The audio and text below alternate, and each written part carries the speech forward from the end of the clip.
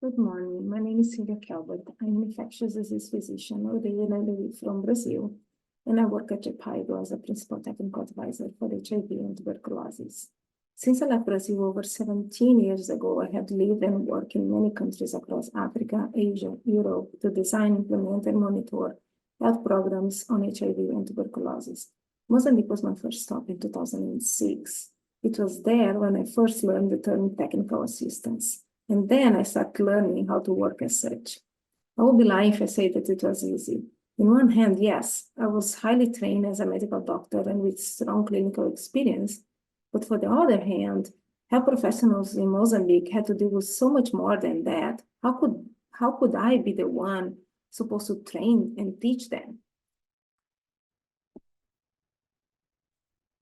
Technical assistance in the context of global health is generally defined as short and or long-term support provided by one institution, organization, partner to another.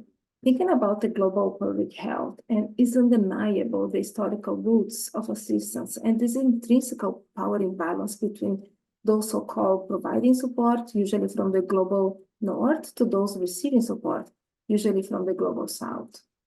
Over the past almost 20 years, I've witnessed so much expertise across leaders globally. I found myself in different positions across the technical assistance spectrum. In fact, one may add that I occupy both sides simultaneously quite often.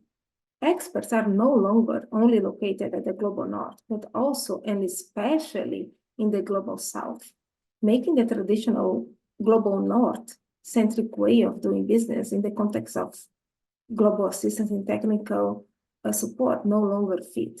This brings me to the subject of my leadership project entitled Reframing Technical Exchange in the Era of National and Global Expertise.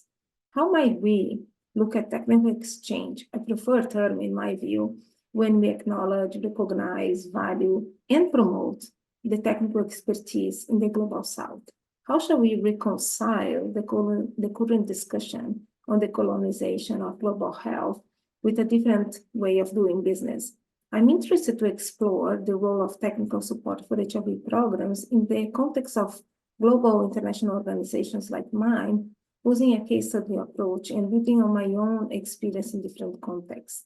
I plan to look intentionally issues around language, power dynamics, and imbalance between global north and global south, also exploring gender norms, workplace culture, and leadership styles.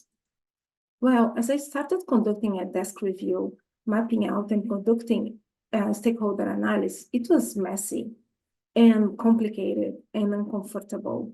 I started reflecting on my own journey, especially when I moved to Baltimore. And I realized I needed to dig deeper and recheck my own assumptions for this work and look intentionally my own values and bias before engaging further. That was when it hit me that all this work was part of my own leadership journey, leaning in those deep questions, pausing, and doing a true self-reflection. In a world that we are so used to focus on and measure our value based on our accomplishments, I was actually grateful I could approach things differently. The leadership journey served as a vehicle that allowed me to stretch myself, to be comfortable, getting uncomfortable, and ultimately to help me not only to find my own voice as a leader, but also to understand how to use it in a meaningful and intentionally way. Looking back this past year, I was able to understand that leadership is not a one-time choice or action, but is a daily exercise, a lifelong learning and growing process. It's quite funny thinking about how 1 year ago I thought that if I learn about X, Y, and Z skills on leadership, I will become a better leader. Well, during this journey, I learned that leadership is much more about looking inwards. It's about everyday understanding of my own purpose. It's about awareness, learning, unlearning, progress, not perfection, and to be more kind with myself. Taking time to sit on this uncomfortable messiness and exploring all these aspects set me in a better path that I'm not sure I would dare to take otherwise.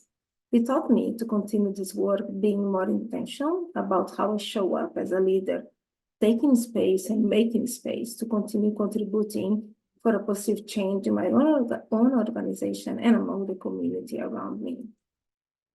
I couldn't finish without thanking the greatest leader and role model I have ever had in my life, my mother. She's a representation of what leading with courage, kindness, resilience, generosity, and authenticity means. Also, I'd like to thank Laura Fitzgerald, a gifted human being and someone that I would be forever grateful, not only for nominating me, but for seeing me in a time that I was feeling pretty invisible here. I also would like to thank my organization and my team to support me and cheer me throughout this journey. To my WomenLift Health sisters, we have each other now. Thank you.